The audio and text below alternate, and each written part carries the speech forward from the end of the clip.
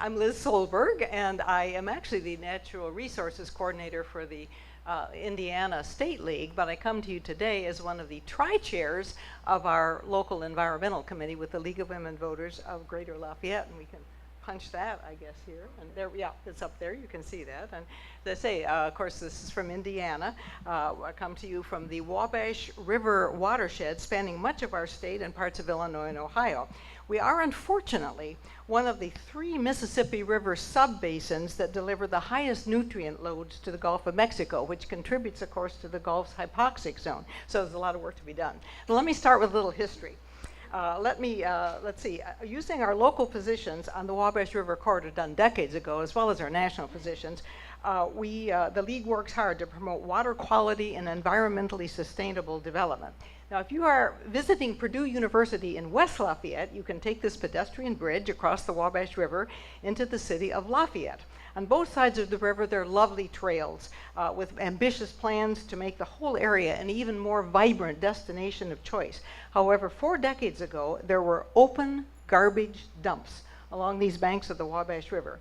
Extensive League work is securing an EPA grant for solid waste management education, which included a garbage lunch for local officials to bring awareness of the deadly implications of these horrific practices. Elected officials as well as the public was also very blind to the effects of non-point sources of water pollution, and another EPA grant brought statewide attention to this problem. The League was asked to serve on several commissions created to address these issues as our community started to embrace the river as a treasure, bringing both sides of the river together rather than viewing it as a polluted sewer separating us. Another bit of history was not done by the League alone, but rather rather as a part of a community visioning process that resulted in the creation of a decade ago of the Wabash River Enhancement Corporation. The officers of this 501c3 corporation are our bipartisan mayors and county commissioner, as well as the Purdue president's representative. All work together so well to achieve watershed protection and sustainable development. And I should add that 2 of us who co-chair our local group were a part of the technical advisory committee to that group. The Enhancement Corporation also cooperates with Purdue on semi-annual watershed sampling blitzes involving hundreds of community members, which our League actively promotes. This generates, of course, both water quality data, but also public awareness. In the last 3 years, our League has educated and advocated on a variety of water issues, such as, for example, this organizing a Wabash River Enhancement Corporation update for the community, and presenting a public service program on CSOs. As you know, that stands for Combined Sewer Overflows, to help the public understand the problem and the importance of these expensive, but when completed, entirely invisible structures. Back in the late 1800s, of course, it was very progressive to collect the domestic sewage, the industrial wastewater, the stormwater runoff, and send it to a wastewater treatment plant. But when volume exceeds capacity, after a big rain, for example, or snowstorm, the system discharges the resulting overflow into a nearby body of water.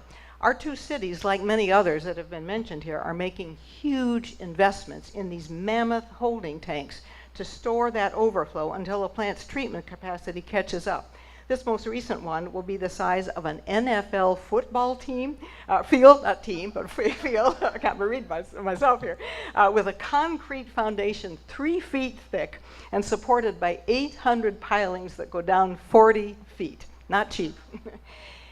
We also give formal testimony at local events. Recently, for example, at a Board of Zoning Appeals public hearing opposing industrial use of the floodplain.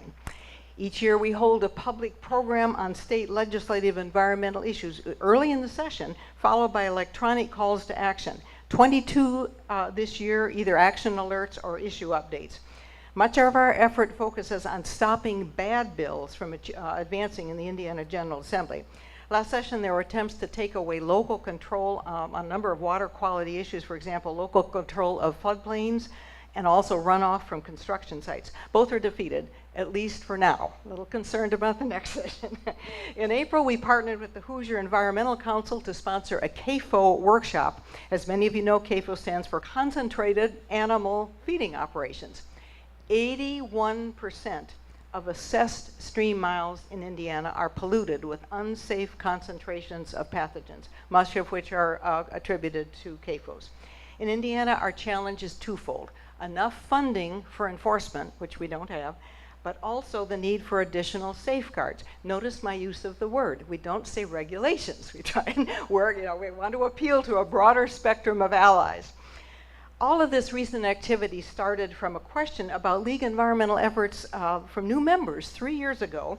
A follow-up gathering that identified water as the top priority has grown into an action list of 75. Now that's 42 league members, but also 33 non-members who attended our programs and asked to be included. And 6 of those members are new to the league because of the programs. In summary, our local league, our efforts on water are a mix of these educational events combined with local advocacy, and then of course state and national action as guided by our state league. And the whole issue of the funding for the Great Lakes Restoration Initiative last year is an example of that we all did some things on there. Finally, Jeanette Nagu, a longtime activist who couldn't be here today, wanted you to know that she makes these programs available around the region, and I put these, if any of you didn't get any, I put about 3 on a table. If any of you want that, I have more copies of that. And that beautiful picture, my comment was, water is of course our lifeblood, as shown in beautiful Turkey Run State Park in Indiana. Thanks to all for this opportunity to share our ideas about water.